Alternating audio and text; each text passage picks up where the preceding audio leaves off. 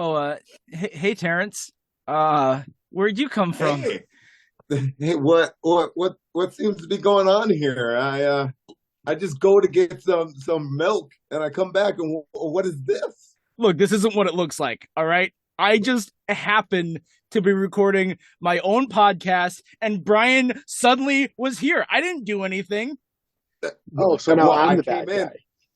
and you had your shirt off, so I don't know what's happening here. I don't know what kind of podcast you're recording, but it's definitely behind our back. Okay. Hey, you know what? You just didn't give me the attention I needed. Every week, I'd show up, movies on a Monday, ready to go, and you were like, oh, I gotta go preach to kids. You know what? Brian listens. Can I be punished for having a heart? Am I? I'm the only one that had a heart in this relationship, okay? And then you just break it. That's what you're doing right now. You're breaking my heart right now. The heart that you had was mine, and I gave it to you, and I trusted you. Wait, so am I the mistress or should I be like the counselor? Brian, this doesn't concern you. Well, then why am I here?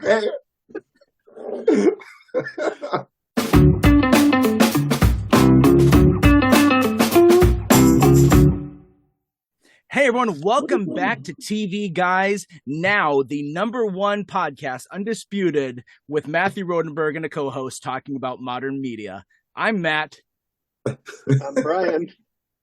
And I'm Terrence Lee Talley, coming back in the booth right now in my hotel room.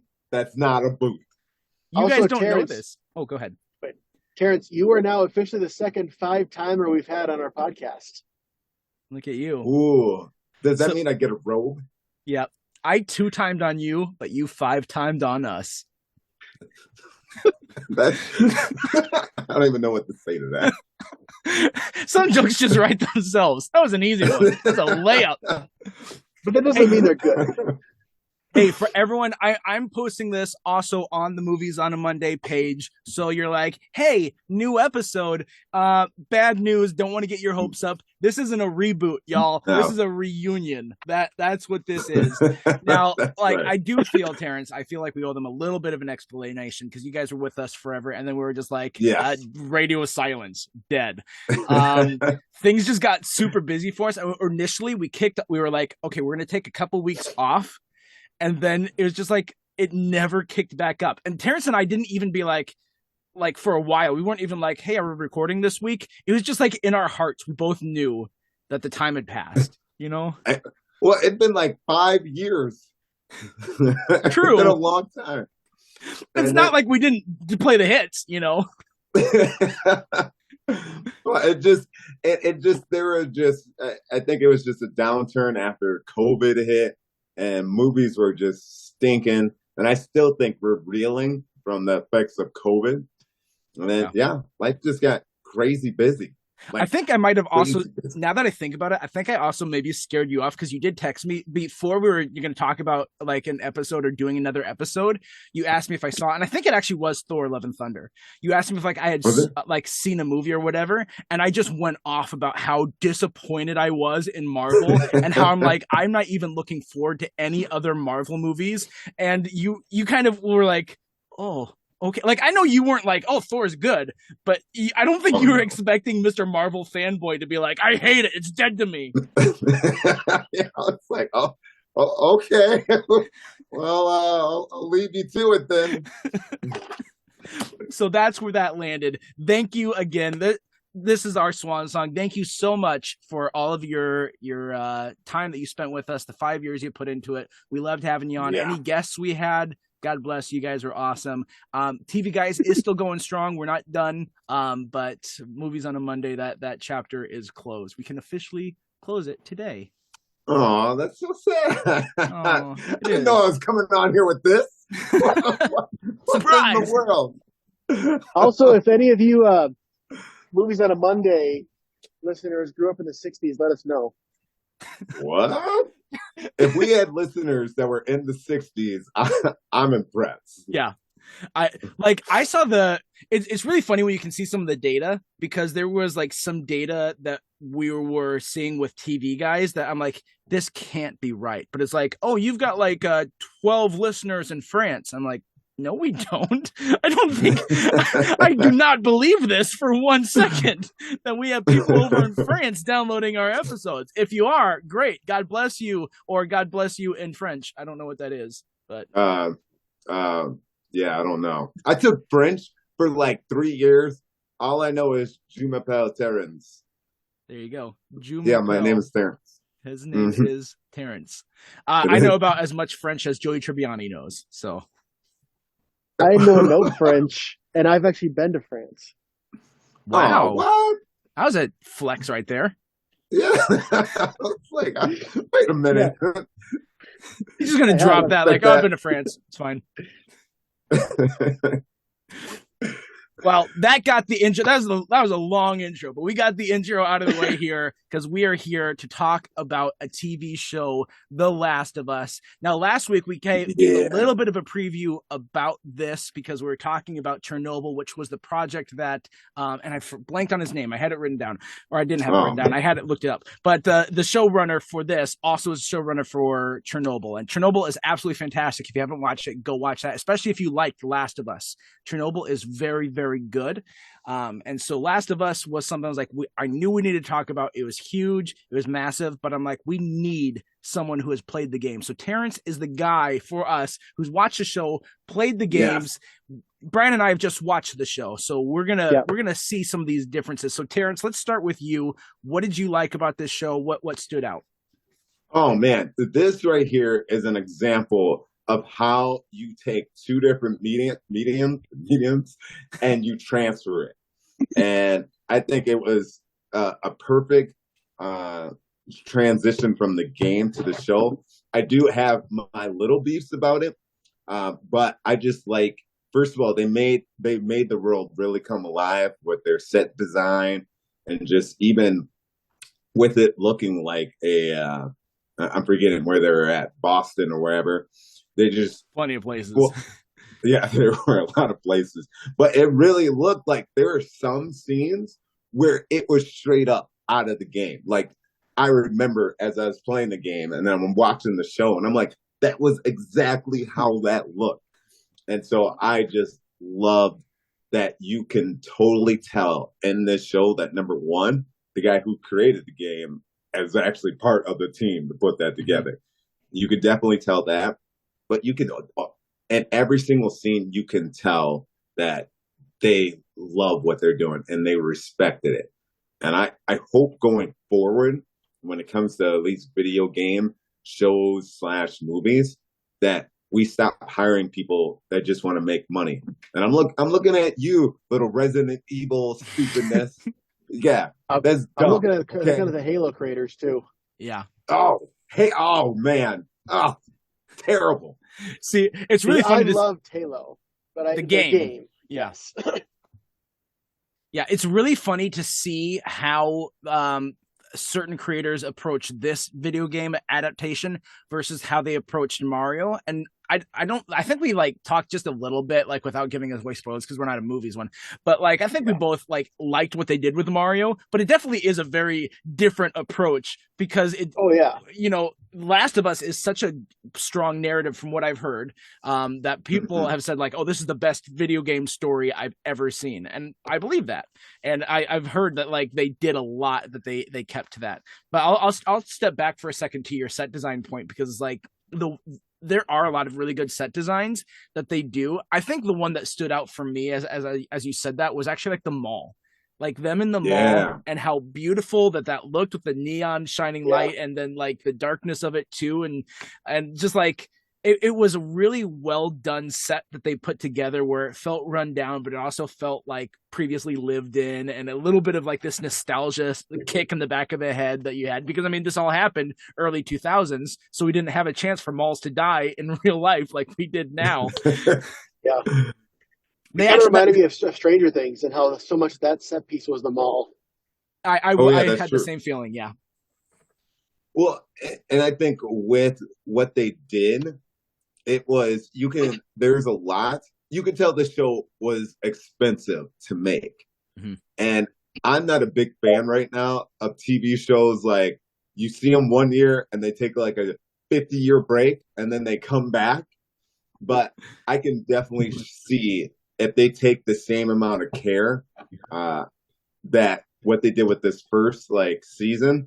I'm like, okay, you guys are allowed to break because putting that set designs together, and I'm sure like, I mean, they went to the camp and from what I heard, they actually built like that whole camp site that Ellie and Joel go to meet his brother. They actually built all of that, and so that stuff takes time and money for sure. Yeah. Well, I remember seeing the interview where they're talking about it. That was a real town, but they built a lot of their pieces, like the sheep farm, like right outside town. Like that was in the middle of a parking lot, and they were like, but they were talking about how everyone in this town was on board to do this show, and like you get one person who's holding out, you can't do it. You got to find somewhere else. So like we're so grateful for this town, but yeah, they added all the things to make it come to life, and you're absolutely right. That was great. The other thing that I think is top notch in this show is writing, and I don't know how much of that is the legwork was done because of the game versus the show, or like how to bring that to life. But I do think that they had a really realistic type of writing, and especially to tell stories in this environment. Like if you take out a couple scenes, it would be very hard to tell that this was a zombie show, to be honest. Oh yeah, that's what I liked about it. I'm not a big zombie guy. I typically don't like things with zombies in them. So early on, I was like, oh, I don't know if I want to like this. But then it was more apocalyptic than zombie, which I liked. Yep. Yeah. Well, and that I think that's some of the beef that some gamers have with the show. Now, don't get me wrong, with the writing, some of it literally straight out the game. Like, it's like you can do a side by side, and that's what they say. Like when Ellie is going in the forest to go hunting, and she runs into the creepy dude. That is like line by line. That's exactly what they say, and so I think they had a really good base to start from, and it. But I think some of the drawback is exactly what you guys actually like is they didn't use they're not really zombies, but we're gonna call them zombies for this. But the zombies in the game are used to emphasize the story even more. And they're not just a in the background, well, we gotta have the gamers do something, but they really are essential to the story. And I think that's where some of the rub is that they didn't use them at the best that they could have been used. And I felt like it was kind of tagged on. And there were episodes where you're like, did any zombies even come through here? Like, what just happened?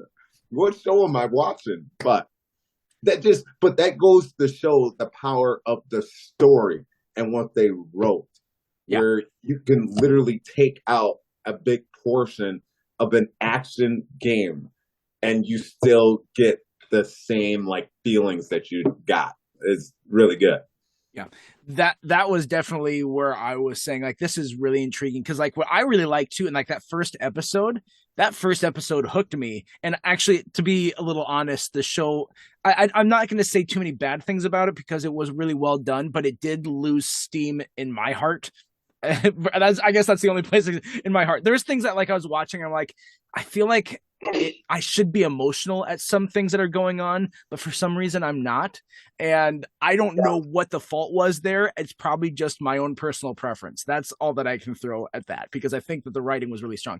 But right away, like I was really intrigued with this idea of like, oh, we're seeing like the actual outbreak of the zombies. And I wouldn't mind seeing a like the following week and what happens in that week. Like I know we did the jump forward and that we needed to do that, but I wouldn't mind seeing a show like that to see actually how things collapse because we get the pieces of it and we hear the stories and we can put together context clues. But I would love to see some of those stories.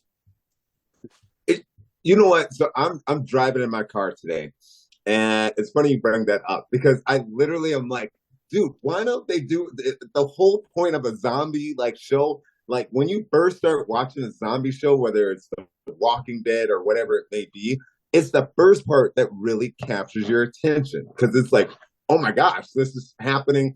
Everybody wants to see, whether good or bad, the destruction of the world.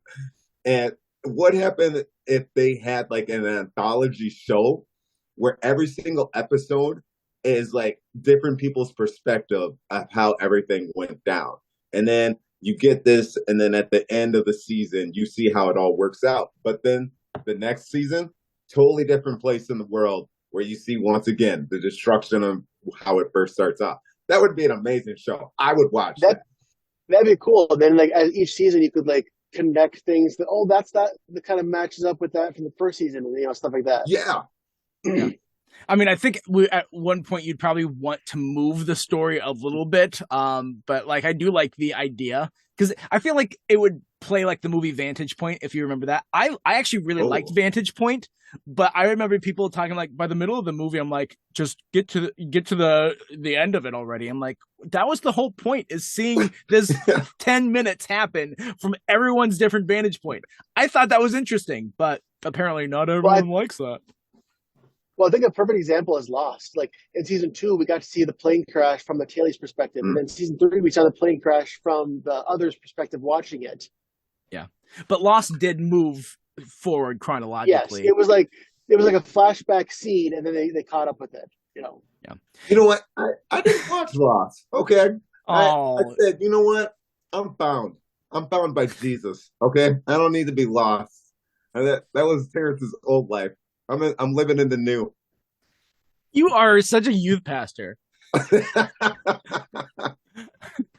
You know Michael Jr. when he's talking about like oversaved Christians? You just went there, Terrence. I'm sorry, man. I don't watch things that bring me back. My BC, okay? I move forward. We're talking BC. By the way, Terrence, I used your name for clout a little bit recently. Yep. What happened? So my girlfriend's daughter went to NYC last year, or one of the years, and then she was talking about she liked you as a speaker. I'm like, I've done a podcast with that guy, and she's like, "What? You have? You know him?" And I was like, "Yeah, I do." That's right. You tell her. Yeah. We're besties, okay? Yeah. As a matter of fact, yeah, I've got a signed Royal Ranger hoodie from you, okay? Royal Rangers is where it's at, man. Oh, that was pre-show. Brian just came from Royal Rangers. He has a Royal Ranger patch on it. If you don't know what it is, you didn't grow up in the AG. Sorry, you missed it. It's fine. Let's talk about some characters because, everyone jokes about how Pedro Pascal is everywhere, but let's talk about him, the walking Pedro Pascal. So you're talking about the new Nathan Fillion, right? I see it. I see it. Nice. And he's great. Like everyone's of course going to draw the connections between this and Mandalorian because it's a escort quest with someone that's more vulnerable than you, and he plays that same like surly demeanor, but he just does it so well. This one with being able to see under the mask and being able to actually see his face, like they that PTSD he had in the middle of it, or like he's dealing with that. Okay, side note. The Henry storyline thing, that was like the most emotional to me. Like Henry and his brother. I was like, oh, come on. Really? Obviously, it was the most memorable for Joel, too. Well, even then, when you play the game, it is shocking. Like, you're just like, what in the world just happened? Because it doesn't matter if you're watching a movie, TV show. The rule that nobody talks about is you don't kill kids. Okay, that's the rule. So when a show or a movie does that, it's just like, what? It used to be women and kids, but now equality. So women can die too. Twice because his daughter also gets killed in the beginning. Yeah, that's true. Yes, and I guess Storm Reed's character is underage too. And which one is that? That was the girl at the mall. Yeah, the girl at the mall. Yeah. Gotcha. And then of course, like we see the dead bodies, and we see in like the third episode, like the skeleton of the woman holding her baby after like Yeah, this, they all shot. Like, come on, yeah. world. And that's what made the game so great is that I think one of the advantages of the show is clearly they can show different perspectives and different parts that in a game you're just following these characters and so you only see these characters, but they did a really good job in the show to showcase like, hey, this is what was going on with this person, or you can take those scenes of this lady that got on the truck, but she went to die, and it's sad. But I think when it comes to the characters and the actors, number one, Pascal, awesome. Like even when I heard about the show being done, I was just like, and I heard he was going to be it. I was like, perfect. I was like, I have no problem with him being Joel. And the only person I had a problem with at first was Ellie. Yeah. I was like, she does not look like Ellie whatsoever. And I wasn't feeling, I'm trying to look up her name again. Bella I'm forgetting Ramsey. her name. Thank you, Bella Ramsey. There you go. At first, when I heard about it, I was just like, she doesn't look anything like her. And then, you just know her from Game of Thrones. And so it's just like, I don't see the connection. But I think after when the second episode, that's when I started to really warm up to her. And I was like, all right, she's got the punk kid down where you could kind of feel like she is 15, and yeah, I can see it. She does a really good job for sure. I think Bella Ramsey does a fantastic job acting. Shout out to my buddy Neil, or my cousin-in-law, I guess, and he has said like Ellie is one of the best video game characters he's ever seen. I'm like, okay. I watch a show and I'm like, she's a little annoying to me. I get like that's just a personal thing. I get it, but it's like that sarcastic, like juvenile, whatever. Like I know that that's realistic. I know that this poor girl has been through so much. She uses her jaded sarcasm as a defense mechanism. I get it. I understand. It doesn't mean I'm like, oh, that's great. But she did also have some killer lines. Like, sure, it provides some good comedy at different points, but. Like, and what ends up happening though, like even though I didn't like the character, I did really like the interaction because as extra, I guess as you can say, as Ellie is, Joel is not, and so the playing off of those two does work really well.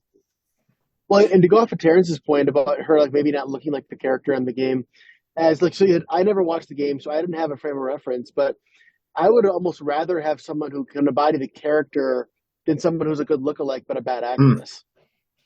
Oh, for sure. Yeah. Well, I'm trying to think of the best way to say what I'm about to say, but the character, I'm trying not to get myself in trouble. I see when it's me, I'm like, how can I make this the worst? Let me just dig into that. Say it the worst possible way. You could definitely tell in the game she's based off of the look of Elliot Page. And so I think there was a huge miss, and obviously things happen and it's the world that we live in and whatever. She did not play that role.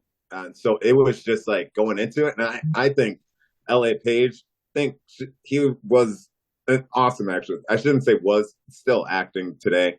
I don't know if you guys have watched the show on, is it Netflix or the Umbrella Academy? Oh, I've seen the ads for it, but I haven't watched it. It's good. It's surprisingly good, and he's on that. Does a great job. And so I was disappointed that they were able to play the role that I feel like was meant for them, but. Bella Ramsey, she did a really good job, and I would agree with you. A great actress and a great role. See, when I saw that, like when I saw this come out, and then I saw some interviews about it, and they're talking about, oh, this is the actress who played Ellie. I'm like, that what? Because like I was flabbergasted. I'm like, I thought it was I thought all this time it was Ellen Page the whole time, like being like, nope, it's not. Okay, fine. I don't know things then. Yeah, no. Oh, But and the actress, the voice actress who plays her in the game, and obviously that she plays the mother in the show. yep. But okay, sidebar, that girl was in, I want to say she was also in Roseanne back in the day. The show Growing Roseanne. Pains. It was Growing Say Pains. what? It was Growing Pains. Was it Growing Pains? Yeah. Yeah, Okay. Terrence. Ashley Johnson. She was also Gretchen in Recess. Yes. Okay. I had such a big crush on her and Growing Pains growing up. Like, I honestly was like, oh my goodness, she's so hot. I wish I could meet her someday. And just to see now, isn't it weird when you like have these crushes as a kid and then now you see them and you're like, oh, we got old. Oh, that's so sad. Oh, what happened? Or to like look up how old people are, like specifically. Like this isn't one of my crushes or whatever because I was old by the time that she was getting on the scene. But Taylor Swift, when she came out in like 2003 or 2004 and started on the scene, I was like, oh, so that was 2003, 2004. I'm like, let me do the math. I'm like, that was 20 years ago, and she's still making music. I'm like, she had to have been really young, although it wasn't that early. But like, I looked it up, and she's only like 33 or something like that. I'm like, I'm older than Taylor Swift. Like, no way. I know she looks young, but if you look at how long she's been in the game, like she started when she was like 14 or 15 then. It's even crazy to think LeBron James is in his 20th year in the NBA. What? I remember when it was a big deal that he was coming from high school to the NBA, and now I'm like, oh my gosh, I'm old enough to see an old man retire from the place that's just crazy. Well, that's crazy. Tom Brady too. Like when Tom Brady played Justin Herbert, and they're all like, Justin Herbert wasn't even born when Tom Brady joined the NFL. I'm like, that is a stat, guys.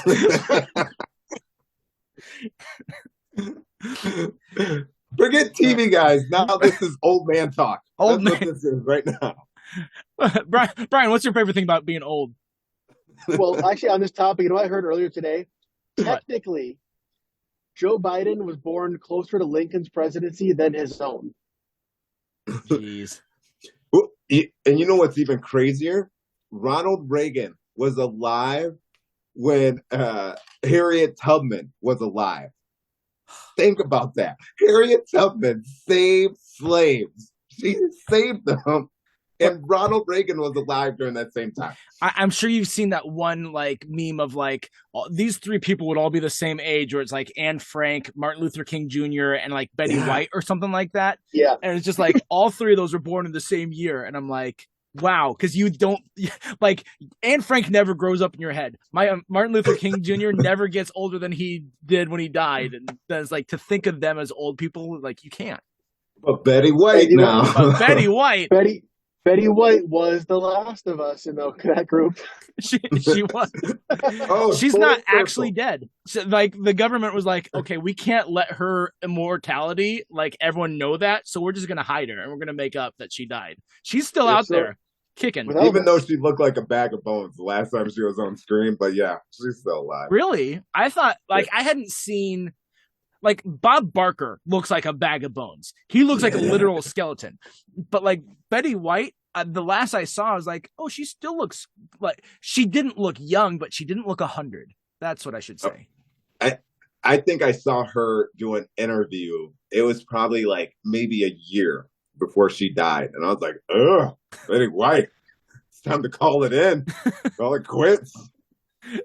They've got a great food in heaven. You just go up whenever you want, Betty.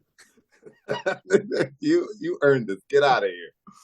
All right, this is an episode full of tangents. Yeah, this really went off the rails. That was Movies on a Monday. We talk about what we were supposed to talk about for 20 to 30 minutes, and then Terrence and I like, how should we fill the last half hour? Oh yeah, so emo music. Yeah. So I liked when I listened to you guys occasionally. Oh, look at that. We're not coming back, Brian. Get it through your brain. That's right. Except for right now. Except for right now. Terrence, give me like the thing that they changed that you loved, or the thing that they changed that you hated? Yeah. You know what is as crazy as it sounds, especially with my background uh, and my belief system, I actually really liked that they changed the episode between the two guys. I'm totally blanking on their names. Bill and Yeah, Ted, Bill. their excellent adventure. Yeah. I don't remember I his. I actually, because in the game it's real, like dude's always angry. He's always just like you're trying to get stuff from him and he's just going off, and you hear about his friend and he's like saying all these things and like Frank, there we go, Frank. There you go. And he's just like, yeah, Frank, he's an idiot. He went out here. And then you really do. In the game, you find little notes where Frank is like, I hate you. You're the worst part of my life. But to see them change that dynamic, and even though, yeah, I just thought it actually made me cry at the end. I was like, wow, what a beautiful story. I was like, that was actually really good. Not a role I ever expected Nick Offerman to be in. No, especially when they first kissed, I was like, whoa, bacon. All right, Terrence, and then what was the thing that you didn't like that they changed? Oh, the lack of zombies. Okay. And the lack of, because the spores. That's what I liked. I know that's weird that you like that, but I because once again, if you played the game, there are so many certain moments that happen in the game with the zombies that it was missing, and there was an intensity, but at the same time, it was during those moments that Joel and Ellie, like from that first episode where they're like hiding, or maybe that was the second episode, where they're having to go through everything, and Joel's like, you can't say nothing. And it's during those times that Joel and Ellie, like, you really get to see her have to trust Joel. And I think that's what they missed, because like you were saying, Matt, that character of her being all snippy and it sounds like she's whining, it was during those moments during the game where you got to see a different side of her. And you actually got to see her as a child and how she really needed Joel. And it wasn't just the action portion of it, but it was those intense emotions of I'm scared, I'm lost. And I think that's what was missing from the show, because as much as I love the show, there were some like, all right, let's move this along. Come on now. Like, yeah, let's pick up the pace here. I think you see that a little bit when they get to this settlement or whatever you call it with his brother, and he's going to leave her there, and she has a speech like, "No, I'm not going to go with anybody else because you're the only one who hasn't left me, and I'm just going to be more scared with somebody else." In that whole speech. Yeah, there are some really good, like, Ellie, like, reverts back to the, oh yeah, she's a kid moment. Like, her, after she had her experience with the creepy cannibals where she almost got killed and eaten or raped or whatever it was going to be, all of the above. And then she, like, she freaks out when Joel grabs her, but then she, like, falls and collapses in his arm because she trusts him. Or even earlier, I had another one. Did it fall out of my head? It might have fallen out of my head. When Joel, like, when they first, like, are driving through Kansas City, and then they get ambushed, and then Ellie's, like, holding the gun on the guy, and, like, she has to pull the trigger on him, and then, like, it's her first kill, and she just, like, she freezes, and that's, like, yeah. Oh, yeah, you're asking a lot of a kid, remember? Yeah. Well, and then there's those other things, like, so in the game, there's spores. And because the fungus, it sets off these spores. And so if you breathe it in, you can get it that way too. And so there are elements of the game where that's how you first know Ellie is immune, because she's like the spores, and it's just like, oh my gosh, she can breathe this in. But in the show, you miss the parts where Joel actually has to rely on her. And this is what builds their relationship even more, because there are parts that Joel can't go through, because either his mask is like gone or whatever, but Ellie can't, and he needs Ellie to go someplace. So it's like in Ratchet and Clank where he goes outside without the space helmet, so Clank has to go. Right. Yep. Mm-hmm. And you got that. Okay. Yeah. I'm like, all right. It's a fox We're and a getting this, robot, okay? and they're friends. Mm-hmm. Yeah. So you actually really miss that in the show because it does. It adds a whole new element to their dynamic. I did feel like the Easter eggs of that, like the couple, in the last episode when he's like, I can't climb up there. Can you get I'll put you up there and you put the Mm-hmm. ladder down to me. Like that feels out of a video game. It literally, that's once again, literally straight up, even the dialogue, everything that happens in that moment, that is straight up out of the game. So the giraffe moment was from the game? Oh, for sure. What Yeah. a cool moment, by the way. That's a cool scene. Yeah. Mm-hmm. Okay, speaking of last episode, this might be where we end on this because I get the moral ambiguity. I don't think I liked the choice of it, of, killing all these people to save the one, but I can respect the storytelling decision. And I imagine that it's very similar in the game, that's kind of how the first game ends is that right? Oh, yeah. Well, every single relationship is a mirror to Joel and Ellie. And as you're going along in the game and you meet these people, it literally is a mirror of what their relationship could be or where it shouldn't be and the sacrifices that get made. And even the relationship, well, in the show, they did a really good job of, I'm forgetting the one lady in the town going after the older brother and little brother. She's willing to burn everything down because she's missing her brother. And it was the same way as she's on the end. Say what? Yeah. Another great casting. Like, the only thing I ever saw her in was 2.5 Men as the crazy girl, and now she's playing a serious role. Yeah. Yeah. She's I guess there's a show called Yellow Jackets, and it's supposed to be really good. I have no idea, but she's in it. I've heard people compare it to Lost, and that has made me want to watch it, but also modern TV can also suck, and I don't know if it's got like a million sex scenes and F-bombs and stuff like that, because that's everything these days, it feels like. But there's my cranky old man again.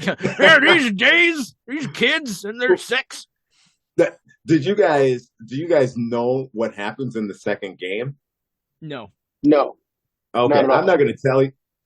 I won't say anything, but the ending of this, I think, sets up completely what happens in the next game. And it's not just like, oh, we're just living now and this is what a new life is like. It's like, because of the actions that happen in this game, it totally sets up what happens next. And it's just like, holy smokes. Like, so are they doing a second season?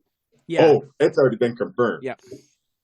Yeah, and this season ended off like, again, I don't like that choice of like, because I think Ellie's character would have been fine even if she would have known everything. Like, they didn't tell her before surgery, and I think that's, apart from like that she's dying, I think that was Joel's other big problem, is that she didn't know and they're just killing her just to kill her. But like, I think if she knew that this had a chance to save everyone, but she had to die, I think she would take it. But I still don't think Joel would have been able to. And I don't like that character choice, but I guess I understand it, because like, I don't know, maybe I would do the same for my kids or my wife or something. Well, you even got to see it at the beginning, or I think it was after the kid, the brother dies and whatnot. In that next episode, she asked him some random question. I forgot what the question was, and Joel just straight up tells her, and she goes, you could have lied and I just would have believed you. And then it brings it back to the end where you could tell she kind of knows something's up, but she's like, okay, I'm going to believe you. And then it goes horribly wrong. That's probably how the second season is going to be, because the first season, their arc was coming together and learning to trust, and him learning to treat her like a surrogate daughter and her like someone who actually will stick around. And now there was that like, oh, I don't know if I believe you. And like, that's a natural spot for the arc to go.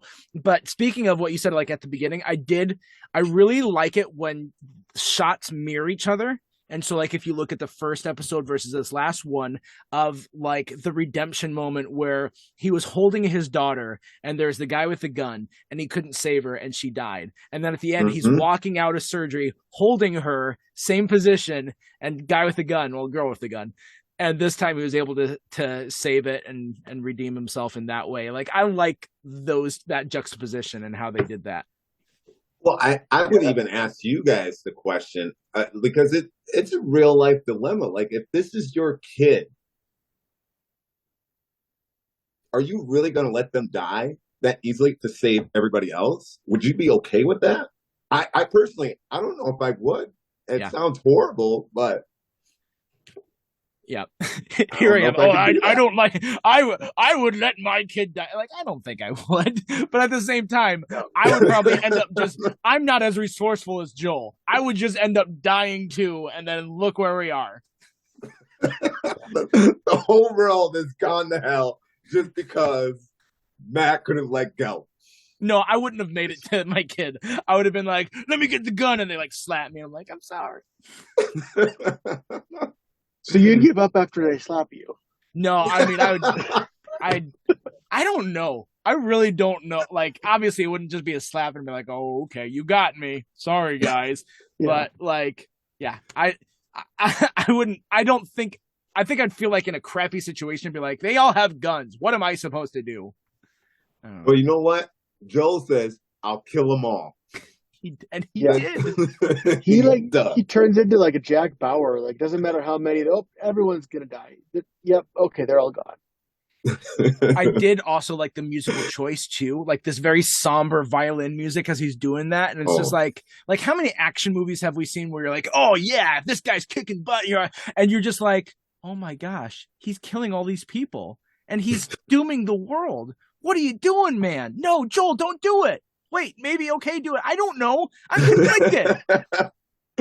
Well, and this is the beauty of what the next season's going to be, because in a lot of like games, yeah, you just kill everybody and you just keep going. It's like, yeah, you're a hero. Joel is not a hero. Matter of fact, if you look at it, he's kind of a villain. Yeah. And the next game, it's like everything comes back. Whatever happened in this season, it comes back to haunt them, and I love that. Like zombies. Yes, like zombies. You know what? That's a good point. Maybe they did that on purpose. It's not zombies, though. They're not zombies. Are they officially called clickers? Because I know I think that's a certain kind of these guys, right? Or is all of them clickers? No, it's a certain. Okay. Then what are they called, Terrence? They're infected with cordyceps? Yeah, they're infected. Because they're infected. Oh my God. They're not zombies. They don't die. See, I can respect like Walking Dead be like, oh, they're walkers. I'm like, okay, you're giving them a new title, whatever. They're infected. Yeah, of course they're infected. Like, look at their heads. Well, and that infected doesn't mean could there potentially be a cure? Is that they were saying like, was the thing with LA saying they could undo the infected, or saying like prevent future people from becoming infected? Right. So they're saying that they can stop it once it gets into your system, and there'd be a way to like what's the word I'm looking for, to prevent it from happening. And because I like the explanation that they gave. Obviously, all the science doesn't match up because it's a TV show / game, but some of the science does match up where it's just like guys, cordyceps are a real thing. They exist, and it scares the crap out of me. Have you seen bugs that have cordyceps in their brain? It happens. It really does. But that's the thing, and it's a fungus, and fungus doesn't usually go in the body because it's too warm. But I really like their explanation of it. Well, when we get pushed to climate change, everything has to find a way to live. That's what everything in a living world does. You fight to survive. And what happens if that happens one day? We will be in big trouble. Final thing, I think I said final thing like 30 minutes ago, but final thing. I saw someone point out something like after the first episode came out, and then they did like this reaction video, and they're talking about it. They're like, and this was their prediction, and then the second episode came out, and is like, yes, that is it. But they're like, I think the prediction is that the fungus spread through flour, And it's like, well, then Jakarta had that happen. And like, yes, by the way, this is through flour. But it's just like, you look at episode 1 and you see all the ways that Joel and his daughter avoided consuming any flour. Oh, you're supposed to make pancakes. Oh, I'm out of pancakes. Did you get a birthday cake? No, I didn't get a birthday cake. Hey, have some of these biscuits. No, I'm on Atkins. Like all of these different little throwaway things that is just like these small details, like, just so you know, we had no flour for the whole day leading up to this, so we're fine. It's true. Yeah. And that's the thing in the game. You don't know. They leave it ambiguous. It's like, yeah, this just happened. We don't know how, but I actually like that portion of the show. Yeah. All right. Well, yeah, it was interesting for sure. Well, there you go. That is it. That's The Last of Us. And this is the last of us, Terrence. You and me for our podcast. So sad. Are you saying, is this a subtle, like, we will never have you back on again? No, you can come back on this. That's fine. This is the last of movies on a Monday. That's it. And this isn't even a movie. This is a TV show. Well, Terrence, you should come back on for season 2 whenever that drops. Yeah. I'm game. And I'm telling you, I'm super excited about what they're going to do. It's going to be awesome. And I know you're a busy guy, but you do so good on podcasts because you have a lot of good things to say and you're a lot of fun.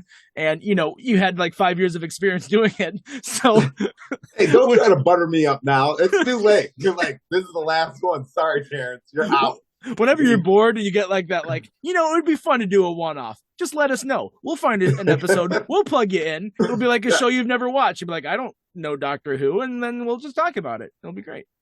You know what? I appreciate that. Thank you.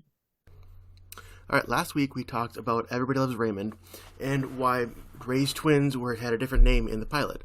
Well, in the pilot, his twins' names are Matthew and Gregory, when it turns into Michael and Jeffrey later, and that's because Ray Romano's real-life twins are named Matthew and Gregory. So this week's trivia, we talked about Ashley Johnson as the voice of Ellie and that she was in the show. Well, guess what? Of course, the voice of Joel was also in this show. Which character was the actor who played the voice of Joel in the games? There you go. The mom. The mom. You got it. It was his daughter, Sarah. I thought it was the giraffe. The giraffe. Man, that was a really talented giraffe. Speaking of animals that can talk, I showed my daughter the opening theme song to Mr. Ed.